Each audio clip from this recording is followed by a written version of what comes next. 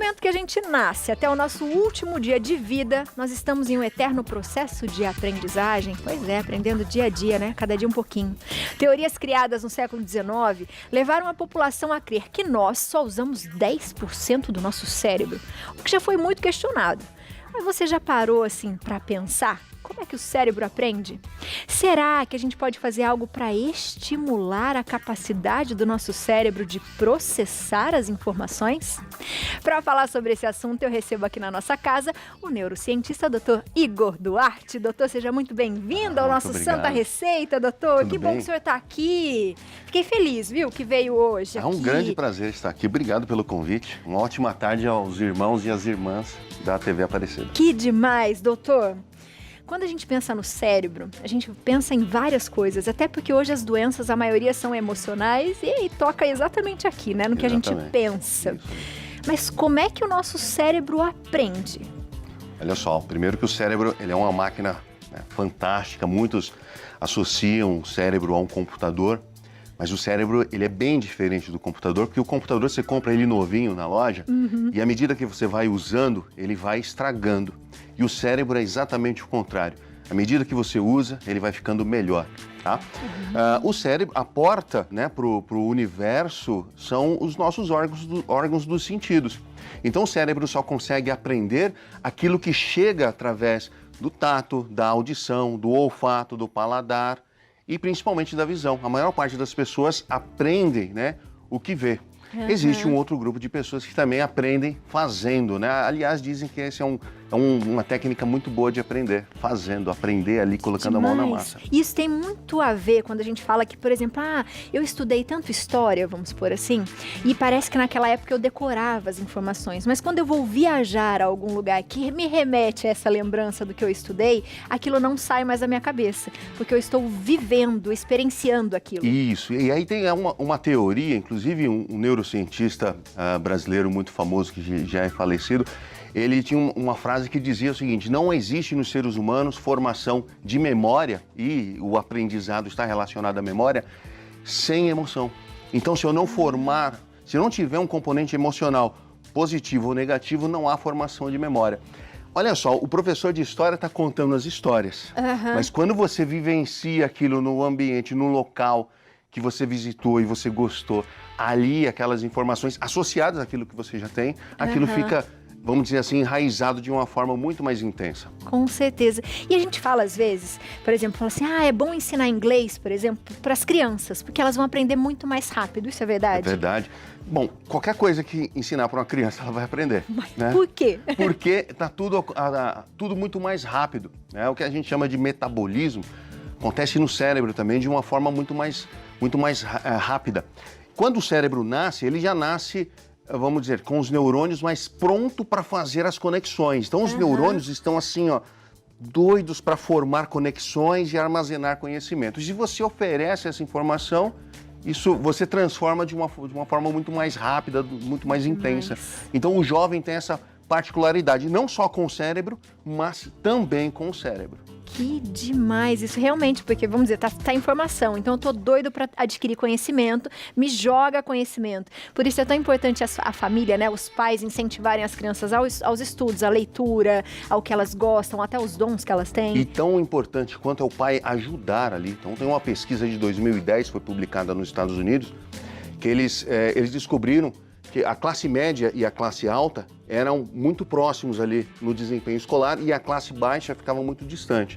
Então, com a evolução das técnicas de pedagogia e neurociências, a classe baixa se encostou na classe média, mas a classe alta disparou. E eles não sabem o que é. A melhor explicação foi porque os pais, eles passam maior tempo durante, vamos dizer assim, o período da manhã e chegam em casa mais cedo. Então acompanha o filho no aprendizado, pega na mão e faz o filho desenhar aquilo que o professor já havia dito.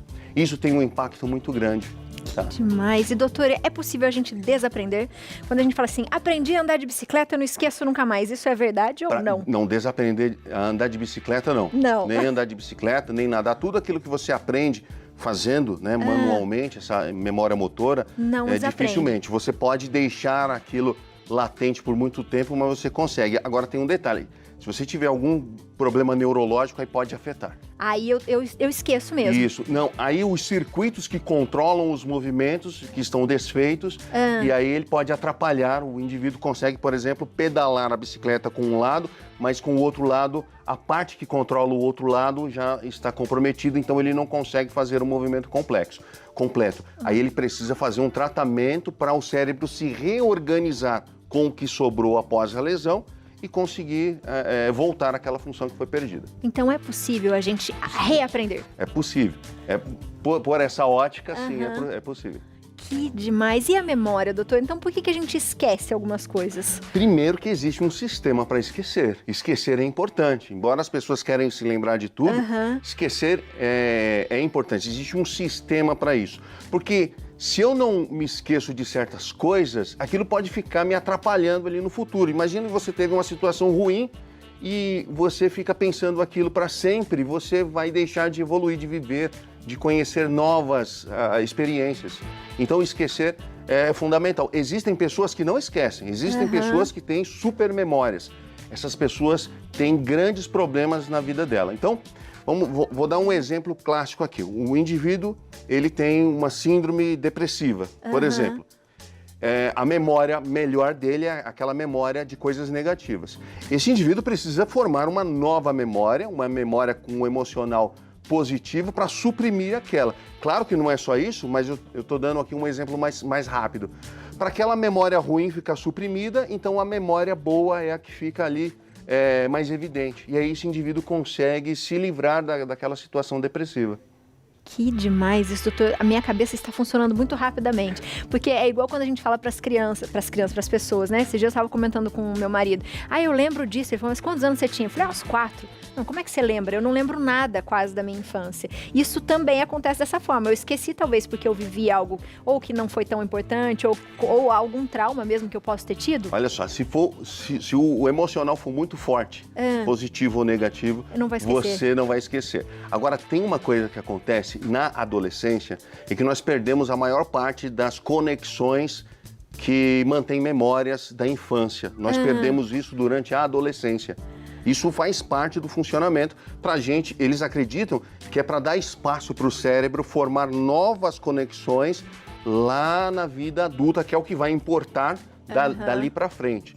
Então, agora, o que tem um componente emocional muito forte, a gente não esquece. Eu não me lembro de nada dos meus 5 anos, mas tem uma coisa que eu não esqueço. Foi quando meu pai me levou na praia a primeira vez. Eu me lembro daquilo. Aquilo teve uma emoção muito forte. Então, eu lembro de detalhes daquele dia. Não lembro nem do dia anterior, nem do outro dia. Mas daquele dia específico eu lembro porque tem emoção associada. Que demais isso. Doutor, o senhor trouxe um cérebro aqui. Eu trouxe meu cérebro. Quando a gente fala que a gente usa só 10% do cérebro, isso é verdade? Não, isso é um mito. Isso é um mito que só pudemos desmistificar isso nos anos 90, quando apareceram os primeiros exames funcionais. Então, colocou uma pessoa dentro de um equipamento de ressonância magnética e percebeu que o cérebro dela estava funcionando 100%. 100% funcionando. Foi só a partir dali. Então, isso foi, talvez no final do século XIX, que levantaram essa possibilidade dos 10%. Ficou aí quase 100 anos, né? Um mito, né? Sendo perpetuado. Achando que você estava usando isso aqui, você está usando é tudo. Usamos 100%. A pessoa que faz uma tarefa bem simples usa 100%. Uma pessoa que faz uma tarefa muito complexa, como por exemplo uma cirurgia, também está usando 100% do cérebro dele. E isso tem a ver com foco, doutor, ou não? O foco, né, a capacidade que a pessoa tem de colocar atenção né, naquele determinado, vamos dizer, tarefa, tá? Não tem essa relação. Não. Então, o indivíduo, vamos dizer assim, observou aquele procedimento, então ele coloca toda a energia cerebral dele ali. Dependendo da pessoa, não consegue nem ouvir o que está acontecendo. O foco está todo ali. Doutor, como exercitar nosso cérebro? Olha, o cérebro, alguns especialistas falam, o cérebro ele é como um músculo, e eu gosto dessa ideia, de que se você exercita ele fica mais robusto mesmo, ele forma novas conexões. A melhor forma para você exercitar o cérebro, primeiro, é aprendendo novas coisas, aprendendo uma nova língua, aprendendo instrumentos musicais, viajando, conhecendo novas culturas. E um detalhe muito importante que as pessoas negligenciam muito, a prática de exercícios físicos. Legal. A pessoa que se exercita, já existem dados científicos para isso, pessoas que se exercitam são mais inteligentes do que as que não se exercitam. Então, eu quero ser mais inteligente, ou pelo menos expandir a capacidade do meu cérebro. Atividade física. O sono é importante também? O sono é fundamental. O sono é um dos pilares do aprendizado. Então, descobriu recentemente, não se sabia muito sobre isso. A gente sabia que o sono ele é importante, enfim.